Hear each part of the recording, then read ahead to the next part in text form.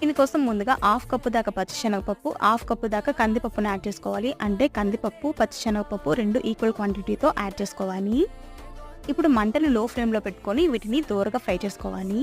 ఇప్పుడు ఇవి కొంచెం దోరగా ఫ్రై అయిన తర్వాత వీటిని ఒక ప్లేట్లో తీసుకొని ఇప్పుడు వీటిని కూడా మంటను లో ఫ్లేమ్లోనే పెట్టుకొని దోరగా ఫ్రై చేసుకోవాలి. మీరు వీటన్నింటిని ఇలా సపరేట్గా ఫ్రై చేసుకోకుండా ఒకేసారైనా యాడ్ చేసుకొని ఫ్రై చేసుకోవచ్చు. అలా ఒకేసారి యాడ్ చేసుకొని ఫ్రై చేసుకుంటే ఏంటంటే కొన్ని ఫ్రై అవుతాయి అండ్ అలాగే కొన్ని మాడిపోతాయి అన్నమాట. ఇలా సపరేట్గానే యాడ్ చేసుకొని ఫ్రై చేసుకోండి. ధనియాలు, జీలకర్ర, మిరియాలు ఫ్రై అయిన తర్వాత ఇప్పుడు వీటిని కూడా ఒక ప్లేట్లో తీసుకొని పక్కన ఇప్పుడు ఇవన్నీ చల్లారిన తర్వాత వీటన్నింటిని ఒక మిక్సర్ జార్లోకి ట్రాన్స్ఫర్ చేసుకుందాం.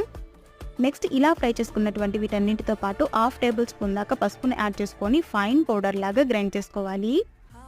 చూసారు కదా, ఇలా ఫైన్ పౌడర్ లాగా గ్రైండ్ చేసుకో తర్వాత తాలింపు వేసుకొని అందులో ఈ రసం పొడి అండ్ అలాగే వెల్లుల్లి, కొబ్బరిని దంచుకొని యాడ్ చేసుకుంటే రసం నెక్స్ట్ లెవెల్.